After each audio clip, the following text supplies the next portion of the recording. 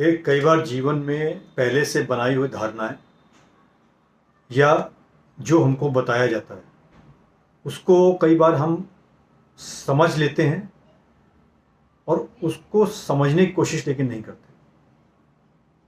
हमको बता दिया गया, हमने मान लिया और उसको एक अपना जीवन का वैसा ही आधार मान के उसी नज़र से देखना शुरू कर देते हैं। हमको ये भी नहीं पता होता कई बार कि वो चीज़ अच्छा परिणाम दे रही है या बुरा परिणाम दे रही है। हमको अच्छा बता दिया गया तो उसको हम हमेशा अच्छा ही मानते हैं।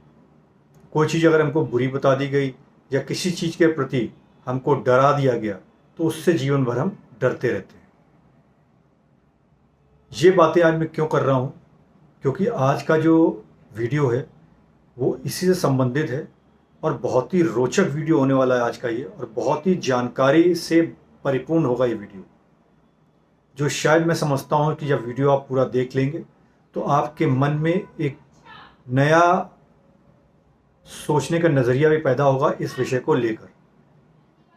देखिए, आज हम लोग बात करेंगे जिस विषय पे वो है राहु। देखिए, राहु को हम जब भी बोलते हैं या हम सुनते हैं कहीं पे कि राहु कुंडली में, जन्म कुंडली में इस जगह है, ये है, तो सबसे पहले हमारे अंदर एक विचार ये आ जाता है कि राहु है मतलब तो खराबी है। चाहे उसकी महादशा चल रही हो, चाहे गोचर में आ जाए या अंतरदशा में हो, प्रत्यंतर दशा में हो, सूक्ष्म दशा में हो, अगर राहु किसी भी तरह से हमसे जुड़ गया तो हमको लगता है हमेशा ये बुरे परिणाम ही देता है, इसका अच्छा पहलू है ही नहीं। नहीं, ऐसा नहीं। आज मैं आपको बताऊंगा कि राहु का अच्छा पहलू भी बहुत है, बशर्ते कि हमको उसको उस तरह से देखना और समझना होगा। चलिए शुरू करते हैं। देखिए, राहु अगर जन्म कुंडली में प्रथम भाव में, तृतीय भाव में, षष्ठम भाव में, दशम भाव में अथवा 11वें भाव में बैठा हो और आपका मूलांक 4 है, यानी आपका बर्थ डेट 4 हो सकती है, 13 हो सकती है या 22 तारीख हो सकती है, तो ये राहु का नंबर होता है, मूलांक 4।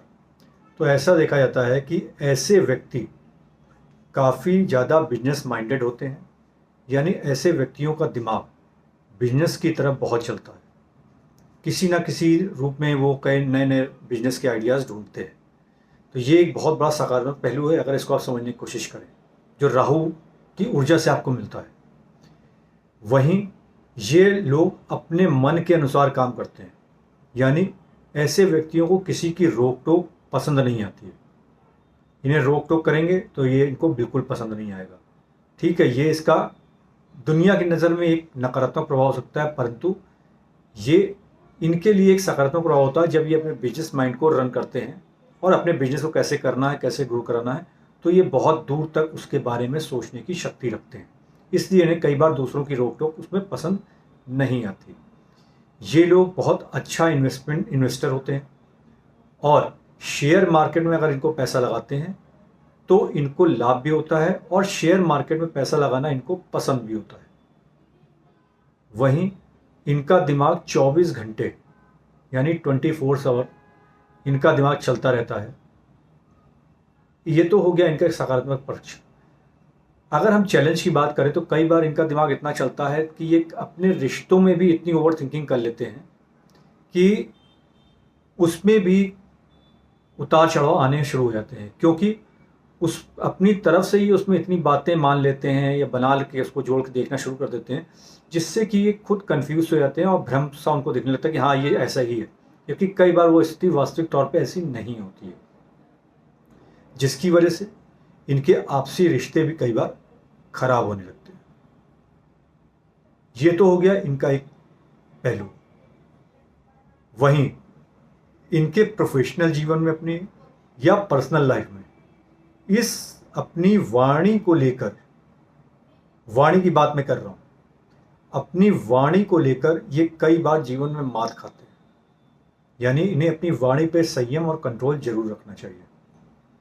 लेकिन ऐसे लोग बहुत अच्छे एडवाइज़र होते हैं, मतलब अगर ये आपको कोई राय देंगे तो ये आपको ये राय बहुत चीज़ों को समझने के बाद देंगे। कभी अगर आपको जीवन में लगता है कि किसी विषय में आपको राय लेनी है, आप कंफ्यूज हो रहे हैं, किसी और तीसरे या दूसरे आदमी से भी चर्चा करी जाए, तो अगर आपके संपर्क में कोई 4 नंबर मूलांक का व्यक्ति ऐसा है और आप जानते हैं कि उसकी जन्म कुंडली के प्रथम, तृतीय, षष्ठम, दशम या एकादश भाव में राहु है, तो उससे आप एडवाइस जरूर ले सकते हैं। वहीं इन लोगों का इंट्यूशन पावर भी बहुत अच्छा होता है।